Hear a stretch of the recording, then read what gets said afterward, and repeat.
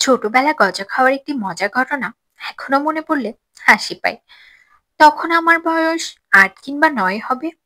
গ্রামে ঈদের সময় বড় মেলা বসতো, আর সেখানে অনেক রকম মজার খাবার পাওয়া যেত। তবে মেলার সবচেয়ে আকর্ষণীয় ছিল গজা। সাদা চিনির লেপে মোড়ানো সেই মিষ্টি গজা দেখলেই মুখে পানি চলে আসতো। ঈদের দিন মা আমাকে ২০ টাকার একটি নোট হাতে দিয়ে বললেন, যাও, গজা কিনে নিয়ে আসো, কিন্তু সাবধানে যেও। আমি টাকা পেয়ে দারুণ খুশি হয়ে দৌড়ে মেলায় গেলাম। মেলায় গিয়ে দেখি গজার দোকানে লোকে লোকারণ্য।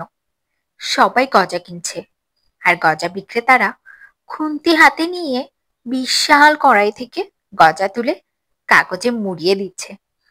আমি লাইনে দাঁড়িয়ে অপেক্ষা করতে লাগলাম। যখন আমার পালা এলো, আমি ১০ টাকার গজা চাইতেই দোকানদার বেশ মোটা একটা কাগজে গজা মুড়িয়ে দিল। গজাগুলো এত বড় ছিল যে আমার খুশি আর ধরে না। গজা হাতে পেয়ে মেলার ভেতর দিয়ে হাঁটতে হাঁটতে ভাবলাম, একটা গজা খেয়ে দেখি কেমন লাগে। ছোট্ট একটা কামড় দিলাম, আর সেই কামড়ে স্বাদে যেন স্বর্গে চলে গেলাম। এরপর কি হবে? এরপর একটার পর একটা খেতে লাগলাম। মনে হলো পুরো গজা খেয়ে ফেললেও মায়ের কিচ্ছু হবে না। একসময় দেখি পুরো গজার প্যাকেট শেষ। আমি টেরও পাইনি কখন সবগুলো খেয়ে ফেলেছি। বাসায় ফিরে মায়ের সামনে গিয়ে কাগজের প্যাকেটটা তুলে ধরলাম। মা প্রশ্ন করলেন, গজা কোথায়?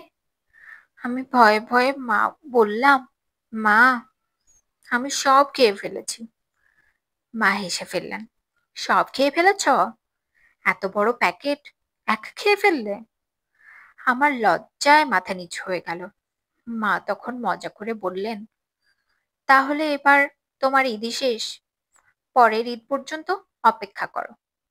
তবে মায়ের রাগ না দেখে আমি যেন বেঁচে গেলাম।